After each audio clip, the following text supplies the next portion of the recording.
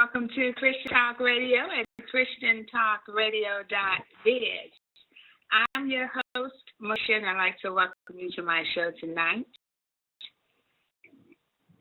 A special guest with me tonight on my show. As always, I always have guests here, and we always talk about the Word. We always talk about helping others and the things that the Bible says that we should do to help others. And, you know, I try to come to you all, to my listeners on a daily basis, as I always do at Christian Talk Radio.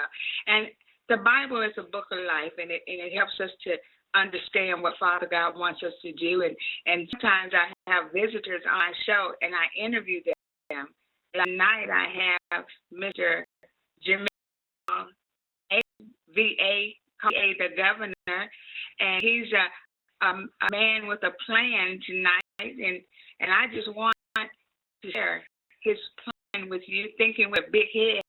It's him with his book, and he's going to tell us a lot about that tonight, and he's going to tell us how he's helping us think with the big head, and he's giving others the opportunity to do things like that they should be doing by being not only an example to them, but talking to them and helping other African-American young men to think with the big head. And so I'm going to introduce him to you, Mr. Miles Aaron. I hope I'm pronouncing your name correctly, sir. It's Joe Aaron, yes, ma'am. Aaron, there's V.A., the governor, and it's all the way from Virginia tonight. And you know, I'm just excited to have him on this show. I went to websites and I'm going to tell about his website and give his website address later on in the show.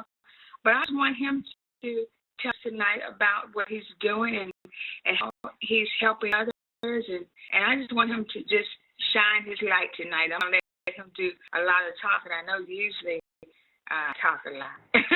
But tonight, I'm going to sit on him and let him tell you himself. Okay, V.A., we'll start it. You go ahead and talk to the audience tonight. Well, my name is V.A. the Governor. I'm 30 years old, from Virginia. I got the name because of the way that myself, I've been kind of known as the white guy who is just black. So that was the name because I strive to be like the president. I want to be able to take me places, and I just understood that it's really about how you govern yourself, the things that you put in your mind, the things that you say, how you carry yourself, that really just dictates where you go in life. And so I embrace the name also because I love people, and I so happen to be from the lovers. So that is how I got also the VA part.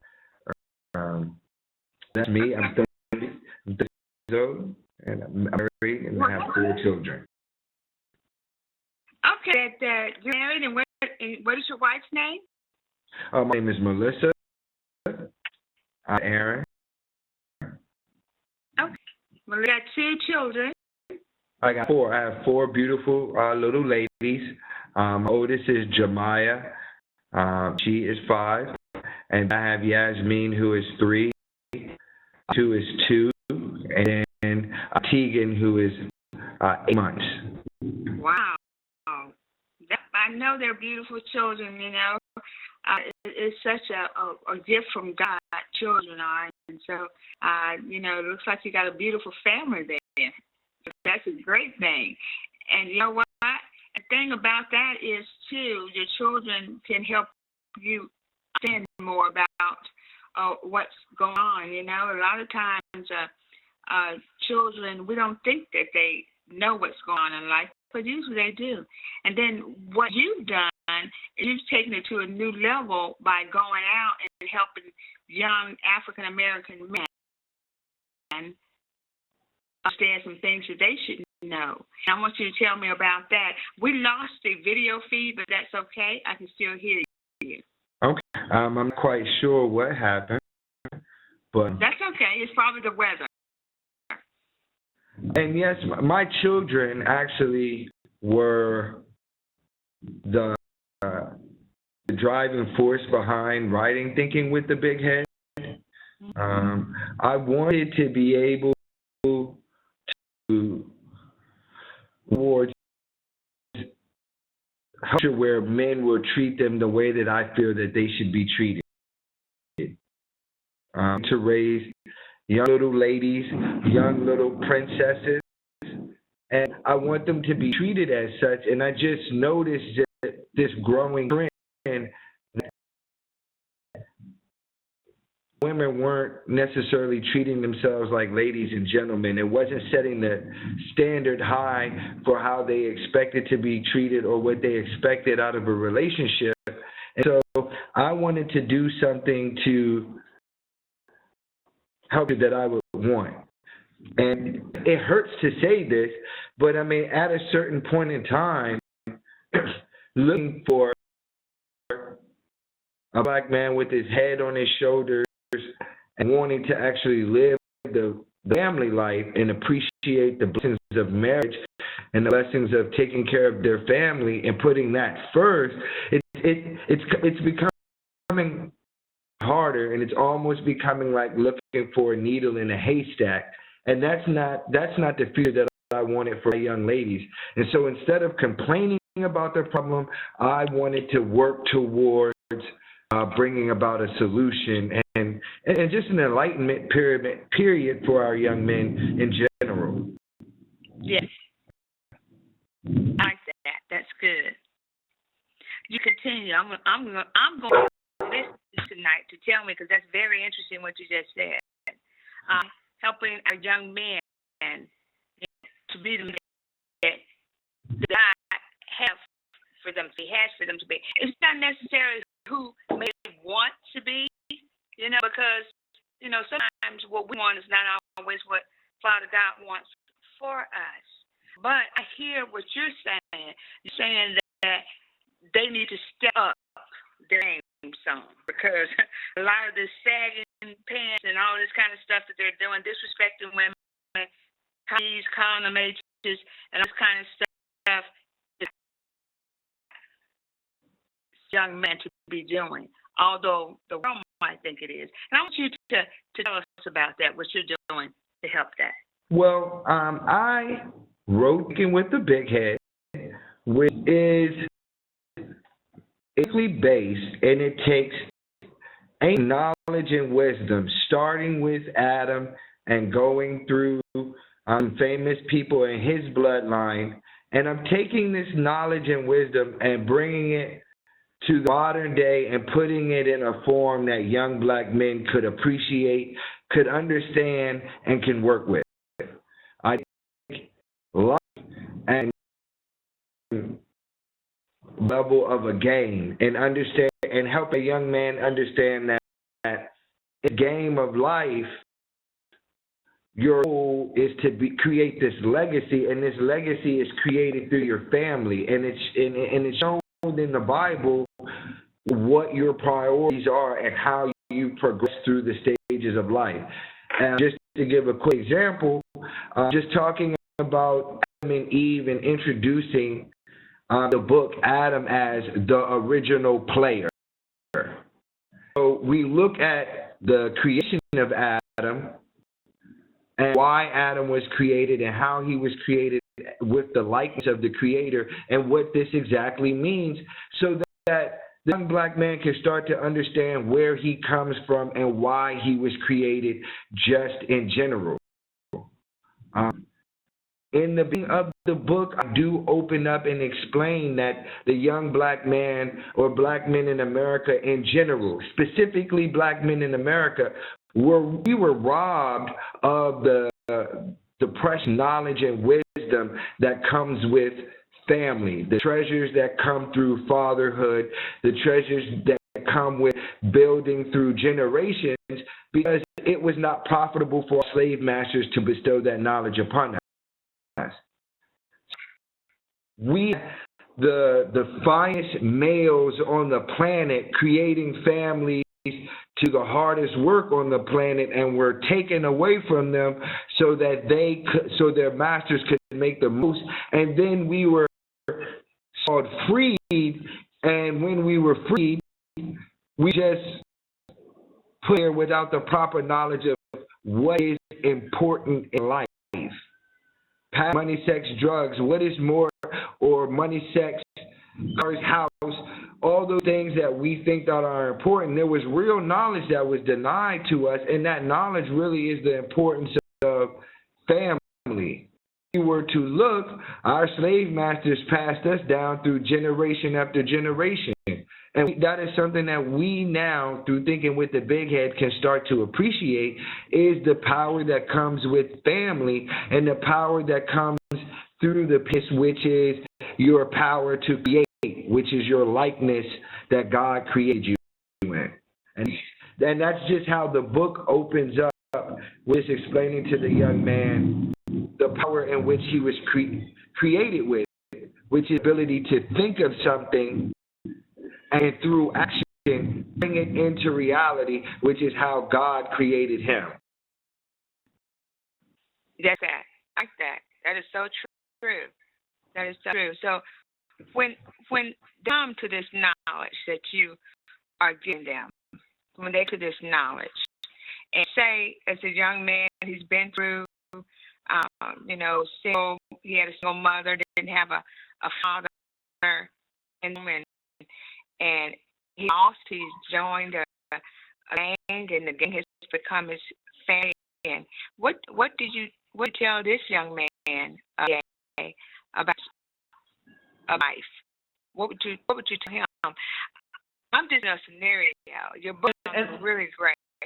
And that's a perfect scenario.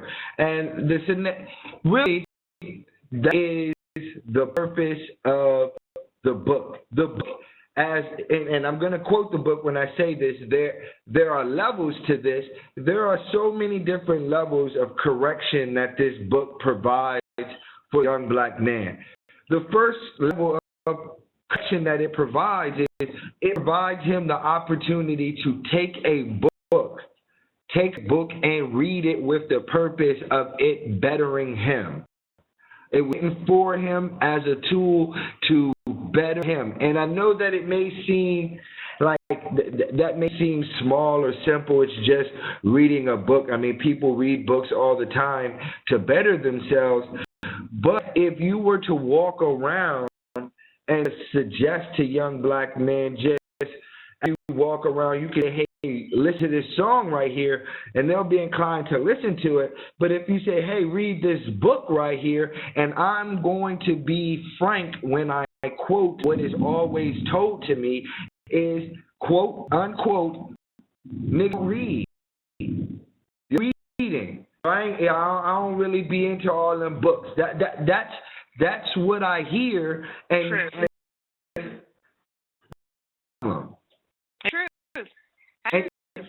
And if the whole act of reading the book is in life in general, by reading, you are making efforts to better yourself. So if you are just going out and you are just letting the world know that you don't read, you are in turn letting the world know that you are not trying to better yourself.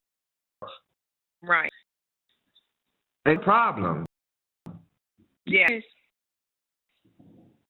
I'm reaching out to everybody, the mothers, the fathers, the sisters, the cousins, the girlfriends. You have the power to cut off resources to young men until they do something to better themselves. And they can at least make the step by reading this book, because I am willing to guarantee that by them opening up these pages and reading, they start to feel a change or want to make a change. That is so, and not only is it true, but if they take what you're telling them in your book and they see, applying that matters. They apply it to their life. then they can change, because the first change that you ever make is with your mind. Mm. Your mind has to change. Your focus on life has changed, and when you can change your mind, else will follow that path. So what you're doing, VA, is you're helping to change their mind. Correct. Mm-hmm. And it doesn't take much for gentlemen to look around and start to understand that their consequences, their actions are having consequences, and they're not being careful with what they do with interacting with young ladies in this day and age. This is not 20 years ago. In this day and age, you could lose every single thing that you have worked hard for if you're careful how you interact with ladies in this day and age. And that's like the most important thing that this book is trying to teach a young man, is like self-control in the one place that you have the most power. You have the most power in who you choose to give your body to and who you choose to be with. And so you should use this power way or as a platform to just have correction or self-control all throughout life. Because one of the common things that you hear about black men is that they lack self-control. The only way that we can progress in life is if we start to take the knowledge that was denied to us and apply it to ourselves so that we can control ourselves. Because if not, then we're asking for the reins of the master. The system, that's court cases, that's child support, that's all these different methods of correction that force us to do the right thing after we've gone and messed up. And we should just now, since this book is out, we should just take this knowledge and just apply it so that we can avoid continually to make the same mistakes over and over and over again. Because that makes so much sense, what you're saying. Because if they take knowledge and apply it to life, they would have to change. Because if you are reading a book, the book Thinking with a Big Head, and you're telling them in this book, and you're telling them in this book, and it seems like it's biblically based, a lot of the things that you're saying. I tell you, the Bible is the oldest book.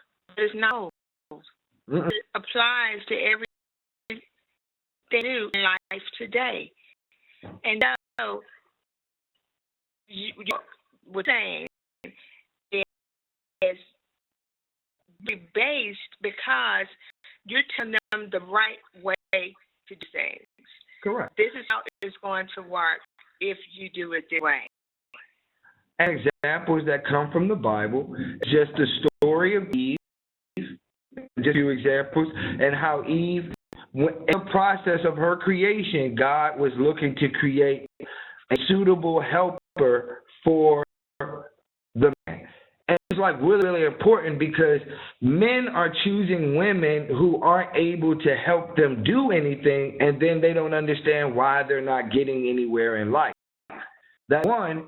And two, men are choosing not necessarily understanding that when you hurt your woman after a certain, you created this connection with this young lady. When you hurt this woman or when you do detrimental things to the woman, you're really hurting yourself. So true. I'm sorry. I said that is so true. I want you to continue. That's true what you just said. Very true. We shine a light on a little known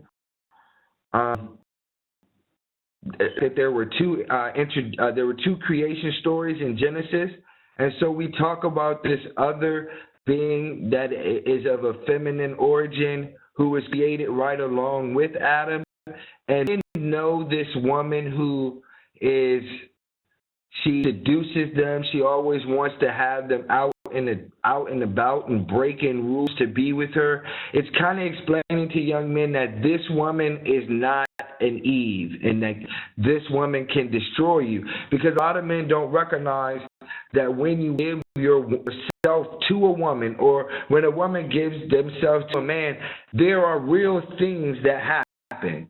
You can call it friends with benefits or a one-night stand or whatever it is that you may want to call it with words. But in the real world, those physical interactions have real power. So men will be giving themselves physically to a woman that mentally and spiritually wish ill will towards them, and then they don't understand why bad things happen, and then why that woman leaves him high and dry. And a lot of times, this is the type of woman that he actually cheats on his Eve or his helper with, and he doesn't understand why. And so biblically, I explain where that is or where that comes from, and how Solomon warns to stay away from those type of women because their bedrooms are chambers of death. Yeah. You know what? You're exactly right. And the Bible does warn them, and King Solomon does warn them to stay away from those type women. You know, it never ceases to amaze me, and I'm so glad that you touched on that subject, because there are lots of men that think, and maybe I'm saying a lot, maybe I should say some. There are men that think when they date a woman or get married to this woman and didn't work out, that they take the woman's life. We've had a lot of that going on around here. We've had 2 men in the last 3 killed their wives. These are men, 24, 25 years old, wives. And, you know, it's been on the news. And I'm just thinking that the enemy, which is Satan, the devil, has come into the marriages. And he has somehow deceived, and it goes back to what you're saying about the type of women marry. Mm-hmm. You know, and then they end up murdering their wife because she wasn't supposed to be with him in the first place. Because you talk about how, you know, not choose the wrong woman, how this woman could be detrimental to them. And the thing is what you said. It makes so much sense, because if you choose one that's not for you, that God has not sent to you, and then they do something that, after you marry them, they do something that you think is so detrimental that you have to take their life, then that's the devil. God has to do with that. So I want you to go ahead and continue to talk, because I like what you're saying, because you're saying something that these young men need to hear. And I actually touched on you touched on 2 points that I definitely make in the book. One is it's 2-pronged. These young men have to realize that you can't, and it's an ancient old saying, but young men don't know this, you can't win a war with words. And a lot of these young men, when they pick women and they pick Lilith, they don't understand that those words that woman will say to you will drive you to that point. Because the words are the sword or the weapon that the woman uses.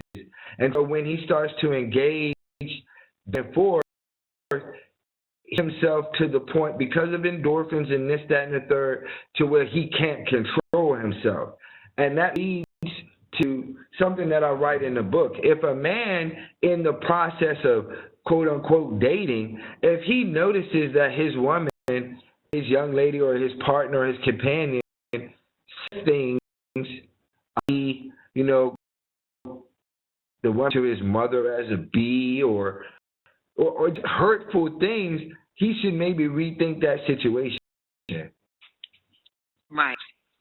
Because that's something that truly progresses. And to other thing that he has to realize, and it's a chapter unto itself, is the devil is a lie. And that just means the devil is a lie means that in mind is going to tell you that the problems or the things that you're going through in life is someone else's fault. It's your woman's fault. Your woman didn't do this, or she didn't do that, or something happened that someone else was and not you, and that's why you're in that situation. That is the biggest lie that the devil tells a man. And a man, when he acts upon it, he can never fix himself because he's always taking the problem out on his woman who he's trying to blame, or his parents who he may be trying to blame, or something outside of himself. And that's like the biggest thing in the section of the creation of the book that I want the man to kind of pick up on is you create your reality. You create it, not another person. If you are mindful of what you give your energy to, what you give your time to, what you give your body to, then you can start to make real life decisions that will alter your reality right in front of you, instead of trying to blame on a woman or on your parents or anything of that nature.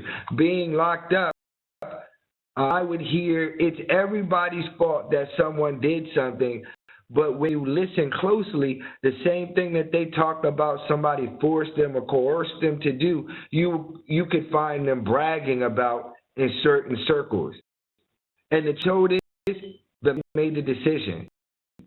And so if you decision, you should be man enough to deal with the consequences. And that's what thinking with the big head is all about, is the man make decisions and understanding the consequences or the repercussions or the rewards that come with the decision. If you can control your penis and you can control yourself, then you can control the interactions with a woman. But as soon as you give your penis to that woman, you start to fall into a situation that you may not control, and things can happen to you that aren't controlled. You're giving yourself away to someone. You just have to recognize it. That's true. And you know what? It recognizes it. If it knows that was true, then we wouldn't have as much stuff going on in the world today with males and females. That is. And also, you talk so well and you speak so well about some things that you realize, and also some things that women should realize. And one thing that they should realize is it's not all about the body. It's not about, like you said, the penis. It's not all about the woman, her body looks. It's about what's in her head, not what legs. I always tell people that on my show. And see, when men start thinking about the head part, what's in their head, then they'll start thinking different. But what men see is what their eyes see first. Right. They're seeing with their flesh, with their fleshly mind, and look at what's in the lady's head, what she's thinking.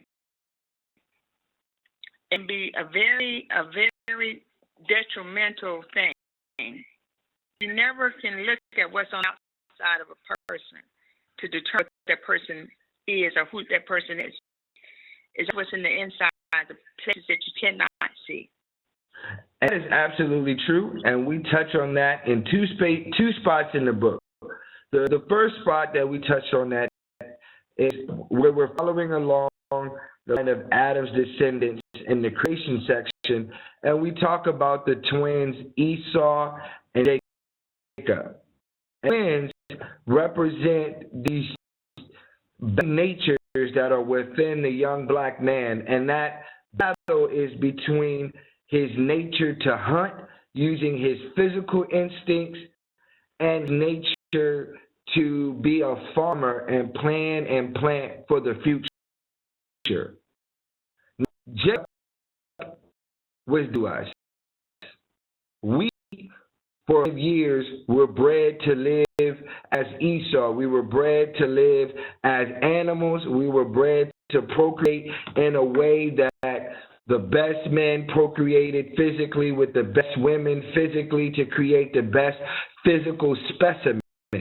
But what we need to do now is learn how our makeup works, which is how we are supposed to use our mind and our plans and our purpose to our woman, or to find our other half, to find our companion, to find that piece of the puzzle that will make us whole.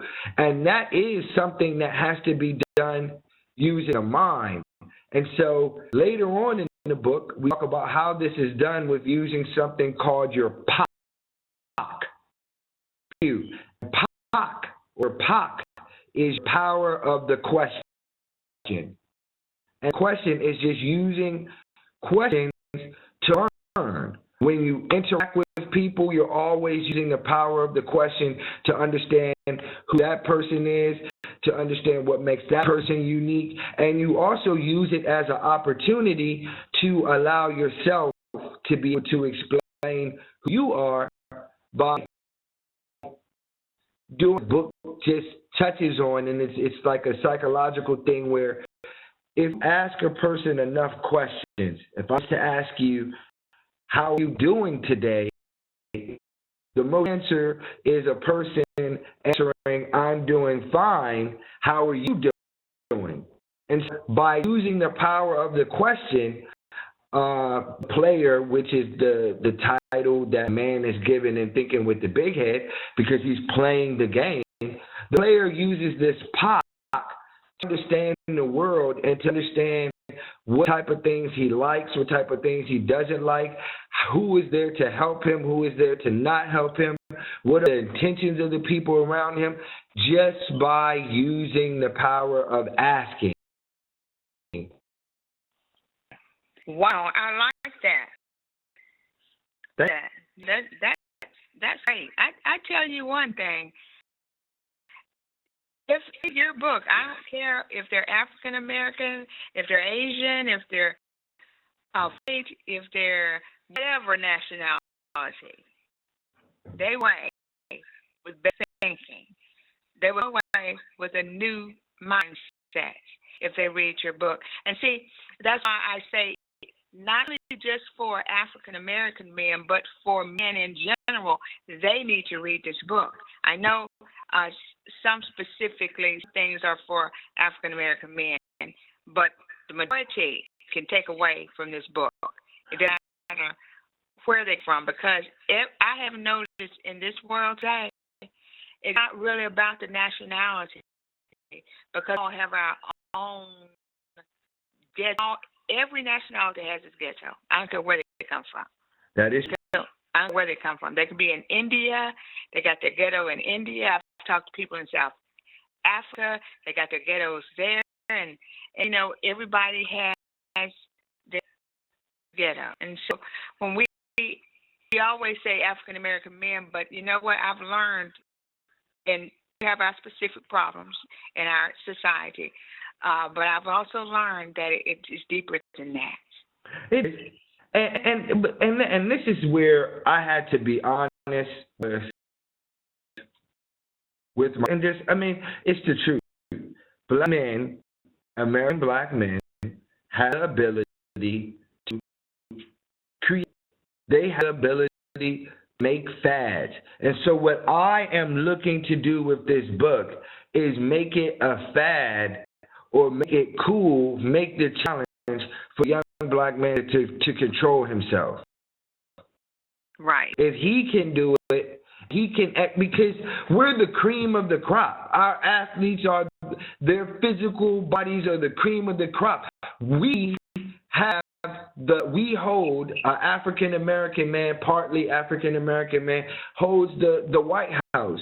We have the ability to set trends, and this is the trend that we want to start to set, that we are building kingdoms, and we're starting with our own family. Yeah, and that right there is a lot.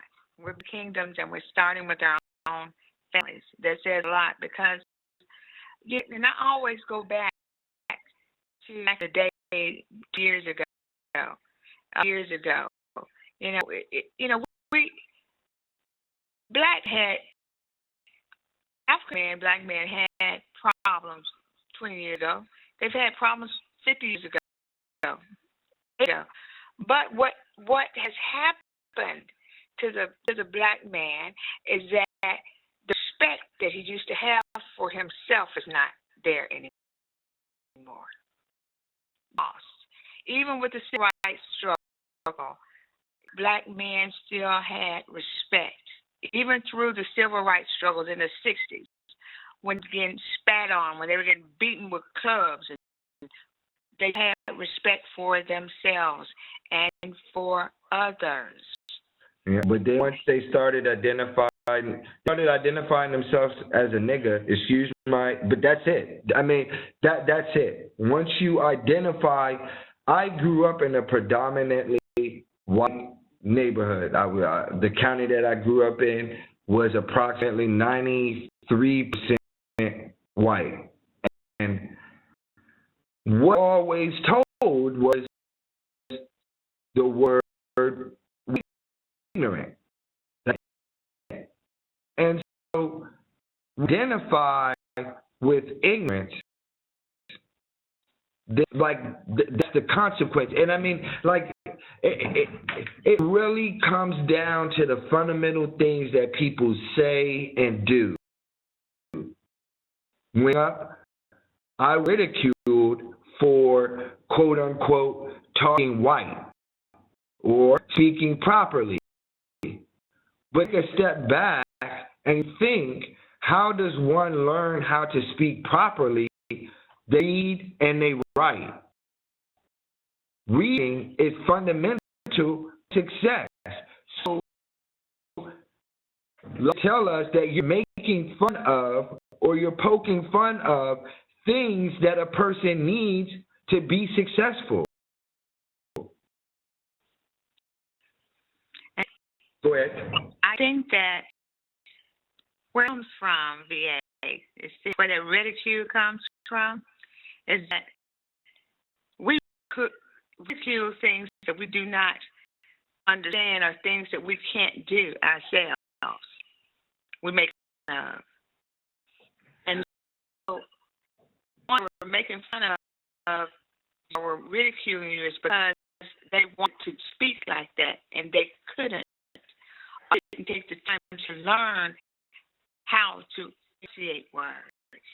So you ridicule what you can't do or somebody else is doing that you want to do. Growing up, Cola was very on the political scene, and the one thing, and even Chris Rock would make fun of it, people would make fun of it, but it was the common thing that would say about the likes of Colin Powell and Barack Obama is the ability to speak so well. Right? They speak well. They're the way that they speak, and that in itself is just a sign of a person's rights. And when you get out and you talk to these young men nowadays and you hear how many of them want to be quote unquote an artist or a rapper or this, that, and the third, you want to write, but you don't want to learn. They want to do all this stuff, but they don't want to put in the time to learn. It's more.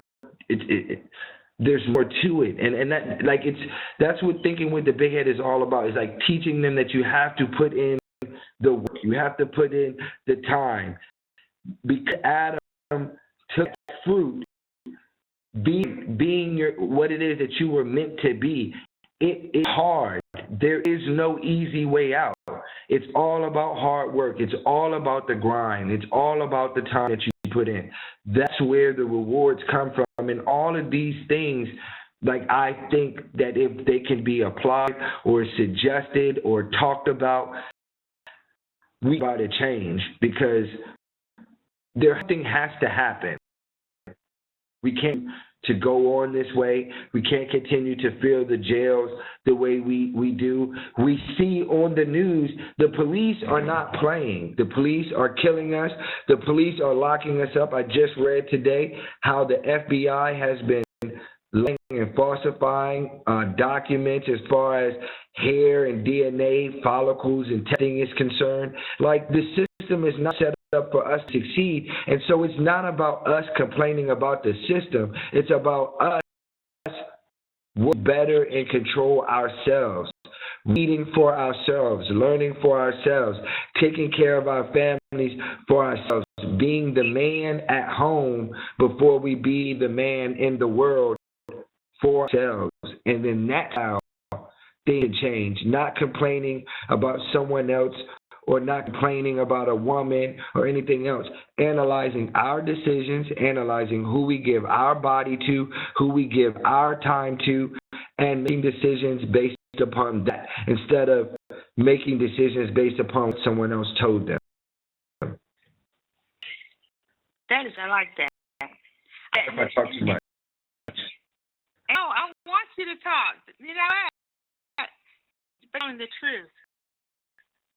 See, I want to talk because you're telling the truth, and my listeners need to hear the truth. I'm all about the truth. See, when I talk to you and you're telling me the things that you're telling me that's in your book, and you're telling me that African American men need to do, not African American men, but it applies to all men in general, if you really think about it. And what you've done is you've written from your heart, and I can tell that it comes from your heart, and that makes a difference. Something comes from your heart, see. And we can tell that by passion, the way you talk about it, the way you're speaking of it. And it's a passion to help other young African American men to understand that lives can be different if they change their way of thinking. Yeah. And the common thing that you hear it in the music, and you hear it in the courtroom, and you hear it all the time is, I did not know that. Well, that excuse, that thing is over with. There's knowledge available that will teach you better. And once you know better, it opens up the doors to be able to do better. And just so people don't think that this is some big, thick book, the book is only 209 pages, and there are correlating YouTube videos for the chapters online. So if a person is having trouble with reading, as long as they put forth the effort, the YouTube videos are there to explain everything in detail.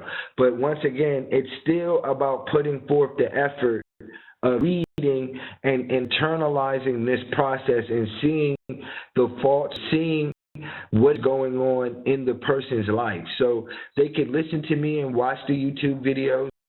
We were putting music behind the videos to make them a little more listener friendly. They are very, very detailed. But I really think that the book is something that the gentleman could keep with them. They could take notes.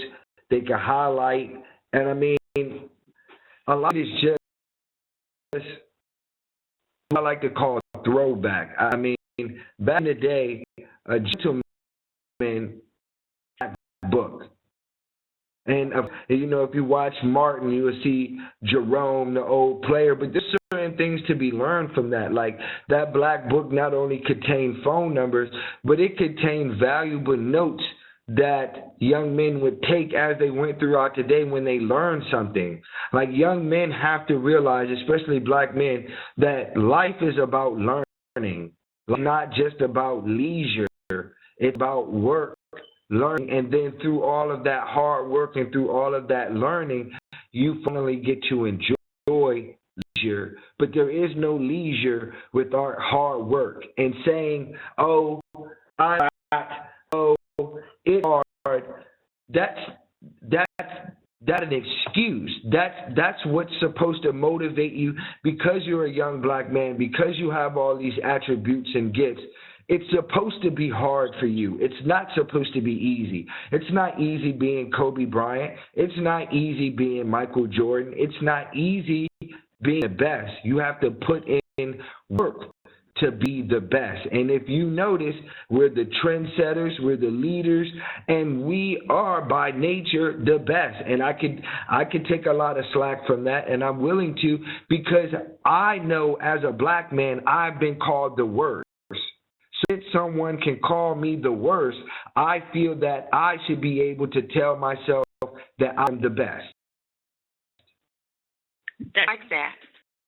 I like it because guess what? If you don't encourage yourself, no one else will encourage you. And to encourage yourself and to say that you are the best is an encouragement because, like you say, a lot of African American men have been seen as the worst. Say African American men are the best. That's good because that's encouraging. And that's all. Like that's all that it's about recognizing the king, like not a slave. With it, I mean, we need to get it out of that mind state. There's too much technology. There's too much resources available for us to still continue to think that we come from slaves, or to still think that our brothers that are from Africa are running around in the jungle, and so we think that we're better than them. We need to stop all of that. We need to recognize where we come from. We need to recognize that we are the source of all knowledge and civilization. And so since we are the source of these things, we should govern ourselves as such. True. That is true. We govern ourselves as such. And when we govern ourselves as such, then the world will see us as we should be, not as what media says that we are. Not handcuffed, not going to jail, not being an absent father. All the negative things will change once we change and start doing the things that we should do. And please, I'm not trying to poke anyone's dreams, but everybody cannot.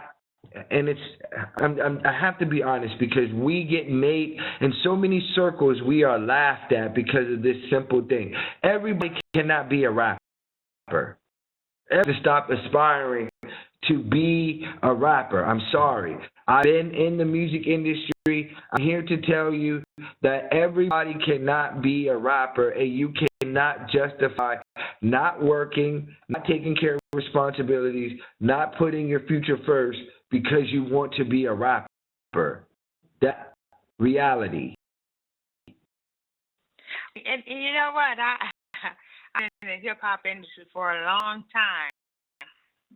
Just because I have groups and things like that I would manage and things like that. But that's way in the past. But what I'm saying, why do you think so many young African American men now want to aspire to be rappers? What's that? What's causing that? I'm going to answer your question with a question. Are you familiar with what show right now is breaking all TV records? Okay, then that's the answer of your own question. Yeah. I mean, I'm not going to sit here. I'm not going to sit here and sugarcoat it. Do you see? Tell me this. Now, we have a black president in the White House.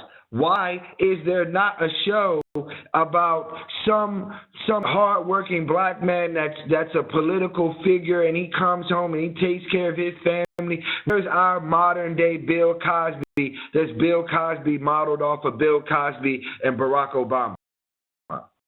Right. It's every single thing, every single agenda that people want to push. They use us to push those agendas because they recognize that we set the trends.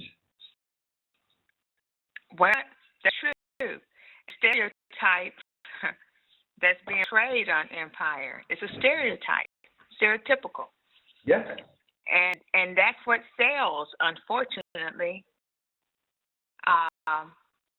Today, that's what sells. Because back in the day, Cosby, Bill Cosby shows, other shows that ran that show, those type of, they showed positive images of African American people back in the day. That's what sold then, but somehow still they're selling now.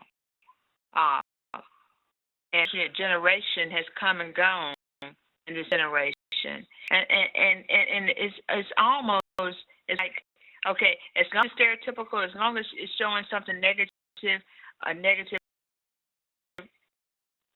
for what African Americans can be, then it's going to sell. As long as negative, it'll sell. And that's the sad thing about this society today, this generation today, is that you want to portray something like that, stereotypical, because you get an actor and an actress to want to play a role.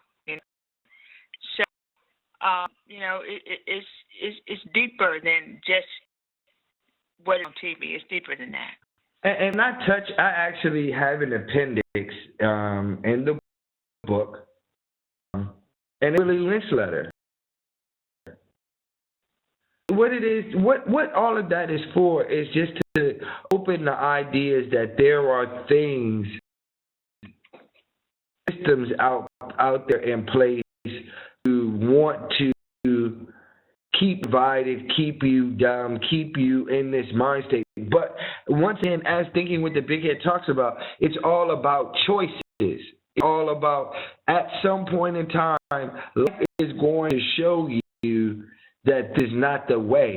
But a man has to make a choice, and only he can make that choice. Only we can recognize when enough is enough. And I mean, it would start in the bedroom.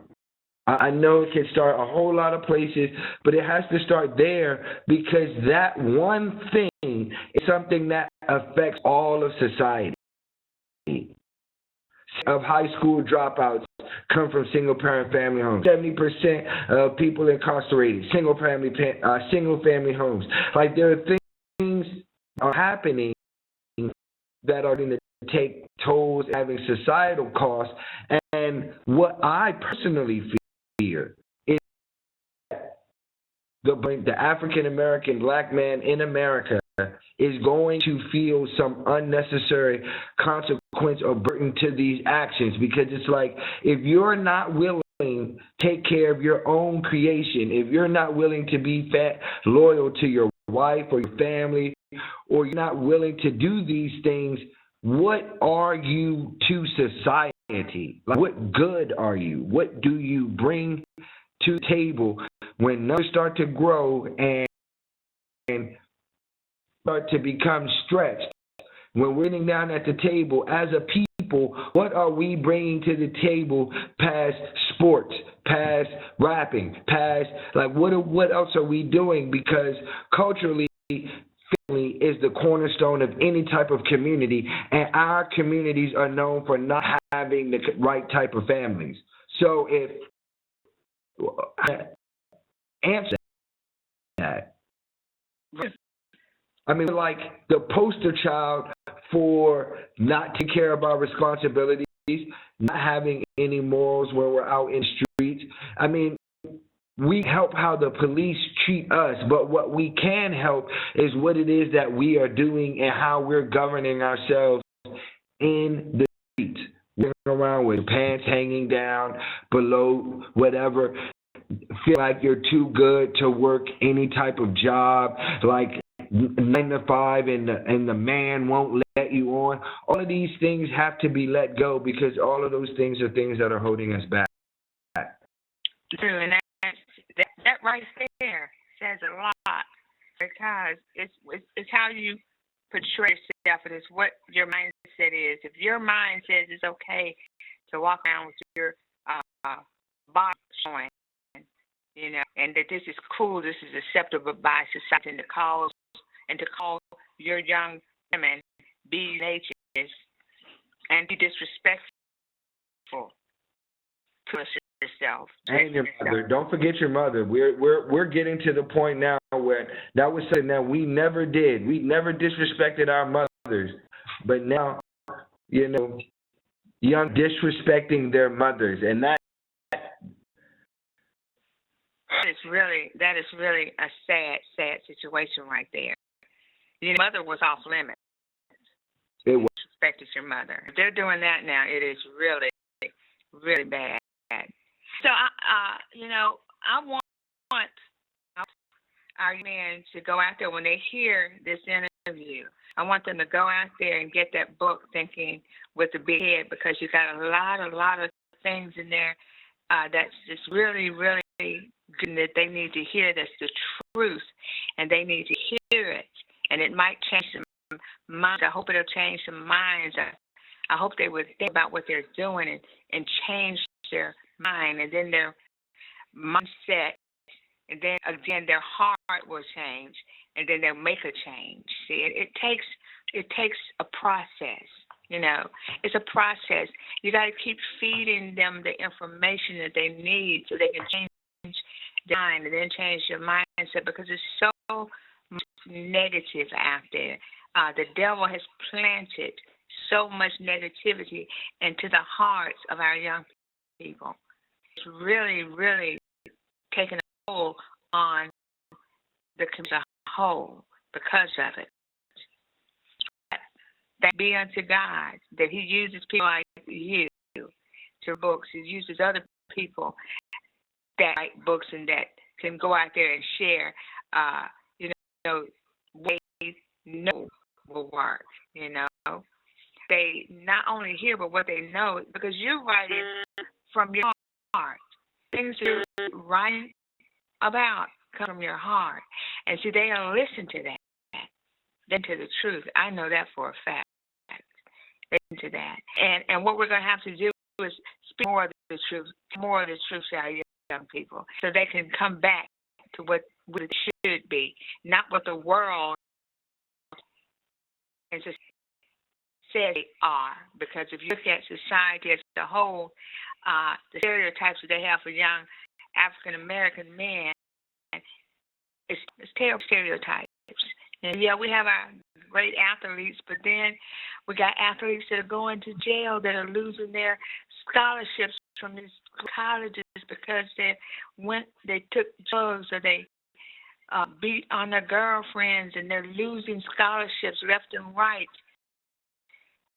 Yes, no problem, but solved. And the only way it's going to be solved is by people like you writing books, telling them these, come out of this. This is what you should be doing. It's like my radio show, how I'm at them with the truth of the Word of God, and it's just going to take all of us to help get our young people back to where God says that they should be. Mm-hmm. And I want you to tell me about IU Online, and I know we're running out of time, but I just want you to give me about that website. ICU Online is a social entrepreneur venture that I'm working on, and what it is a social network that allows people to share who they are on the inside. ICUEYE, the letter C, the letter U. It means one mind's eye seeing another mind's eye, or the person inside. And I just think that that's important growing up, because I had this stereotype during the era that young black men were supposed to be gangsters. And so I wanted to be a nerd, but being a nerd wasn't socially acceptable. So I wanted to create a place where people could share their thoughts and share who they were on the inside, since there's so many social networks that allow people to show like the physical attributes or rewards. And Green Thought is using the power of love, learning, and communication to fight fear, ignorance, and isolation. I like that. Oh, like that. Ricky. And I mean, it's a place. There's general concepts that